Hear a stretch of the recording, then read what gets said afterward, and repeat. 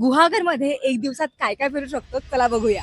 दिवसाची सुरुवात तुम्ही श्री व्यादेश्वर देवस्थान इथून करू शकता. हे मंदिर अतिशय शांत परिसरात आहे आणि इथे आल्यानंतर मन प्रसन्न होतं. याच परिसरात पश्चिमेकडे तोंड करून बसलेला उफराता गणपती आहे. हा गणपती पाहायला वेगळाच आहे, त्यामुळे लोक आवर्जून इथे भेट देतात. थोडं पुढे गेल्यावर श्री दुर्गादेवी देवस्थान आहे. या ठिकाणी वेदपाठशाळा आहे, त्यामुळे इथे खूप सकारात्मक आणि शांत वातावरण जाणवतं. यानंतर निसर्गात लपलेलं, कमी लोकांना माहित असलेलं स्वयंभू अष्टवणे गणपती मंदिर नक्की पहा. आजूबाजूला झाडं आणि शांतता आहे, त्यामुळे हे ठिकाण तुम्हाला भरपूर आवडेल. पुढे वेळणेश्वर मध्ये समुद्र किनाऱ्यालगत असलेलं श्री वेळणेश्वर मंदिर पाहायला नक्की जा. हे एक प्राचीन शिव मंदिर आहे. नवसाला पावणारा देव म्हणून हे मंदिर प्रसिद्ध आहे. दिवसाचा शेवट तुम्ही गुहागर बीच किंवा वेळणेश्वर बीच येथे करू शकता. इथे तुम्ही शांतपणे बसू शकता, लाटांचा आवाज ऐकू शकता आणि फॅमिली सोबत छान वेळ घालवू शकता. गुहागर ट्रिप प्लॅन करत असाल तर तुमच्या फॅमिली बरोबर हा व्हिडिओ शेअर करायला विसरू नका आणि असेच व्हिडिओ बघण्यासाठी मला नक्की फॉलो करा.